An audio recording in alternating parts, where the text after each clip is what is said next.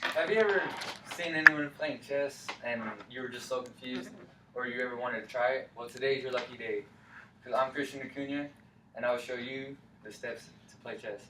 First off, you need to know the pieces, and then you need to know what the pieces do, and then you need to know some strategies. Now, first off, we're going to start off with the pawn. The pawn is the most basic piece, and it will be used as decoys and stuff. And the directions that it can move, it can go up one or two, and it can only attack diagonally like so. And the pawn is only worth 1 point, and the symbol for the pawn is a P. And now the knight, which personally is my favorite piece because it is a very tricky piece. And the knight can move up 2 or over 1, so a total of 3 spaces. And for example, it can move up 2 and over to the left once. Now the bishop. The bishop is another important piece, and the bishop can move only diagonally, however many spaces it needs to move. And the bishop is worth 3 points, and the symbol for the bishop is just a B. Now the rook. The rook is one of the most important pieces. It is a piece that can only move up, down, left, and right, however many spaces, and it is worth 5 points. And the symbol is an R.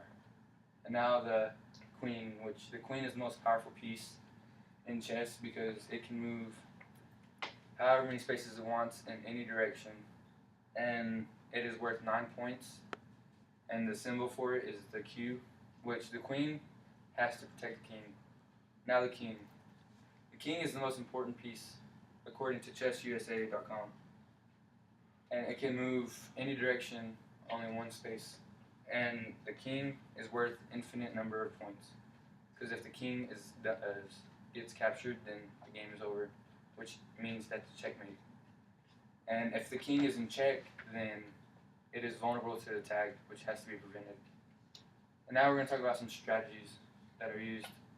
The strategy that I use mostly is just the basic strategy is protect the king, which is probably the most important one.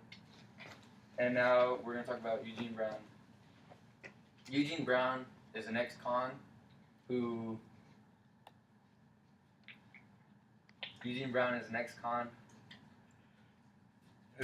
was taught how to play chess when he was in prison, and it taught him a lot of life lessons, such as life is like a king, and every move you make can affect you, and think before you move. And he taught some troubled kids how to play chess, and it got him out of a lot of trouble. And now there's a National Chess Day dedicated because of him. And it's also on October 11th, which is my birthday, so I know.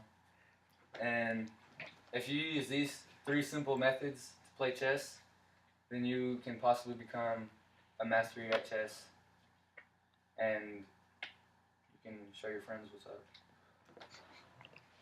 Are there any questions?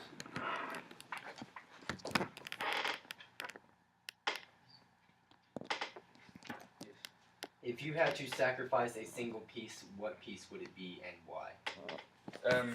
The piece that you need to sacrifice is the pawn, because it is the lowest piece. It's the lowest. It takes at least 9 points. Yes. How many spaces are there on the checkerboard?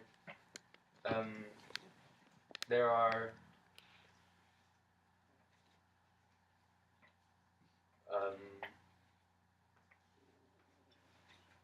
I'll get back to you.